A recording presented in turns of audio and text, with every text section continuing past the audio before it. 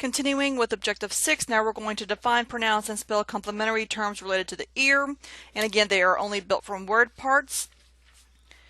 Audiologist, one who studies and specializes in hearing. Audiology, study of hearing. Aural, pertaining to the ear. Cochlear, pertaining to the cochlea. Otolaryngologist, physician who studies and treats diseases of the ear, nose, and larynx or throat. Otologist, physician who studies and treats diseases of the ear. Otology, study of the ear, branch of medicine that deals with diseases of the ear. Vestibular, pertaining to the vestibule. Vestibular cochlear, pertaining to the vestibule and the cochlea.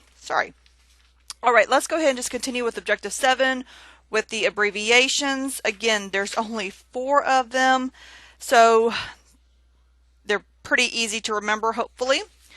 So let's look here. This is the abbreviation for this specialist conducting the exam with the use of an otoscope. So ENT is for ear, nose, and throat, or an otolaryngologist. And then we're going to apply the medical language into clinical context. So we're going to read the scenario that's also in your book and answer the few questions pertaining to it.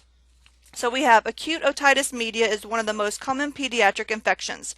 Most middle ear infections are caused by bacteria and some by viruses. Symptoms include otalgia, otorrhea, ear pulling, and irritability.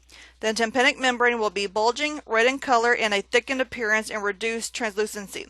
Antibiotics may be ordered if the infection does not resolve on its own.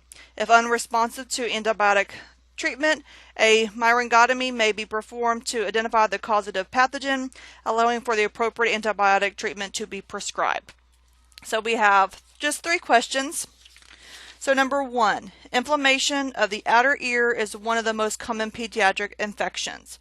Well, that is false. It is actually the inflammation of the middle ear, not the outer ear. So number 1 is false.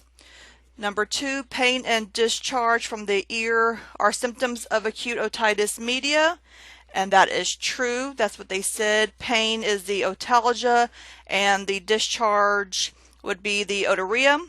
And number 3, surgical repair of the tympanic membrane may be performed to identify causative organisms, and that's going to be false. It should be a myringotomy, which is the incision into the tympanic membrane, not actual surgical repair of it. And that will end this recording. You can now go to eCanvas to complete the activities.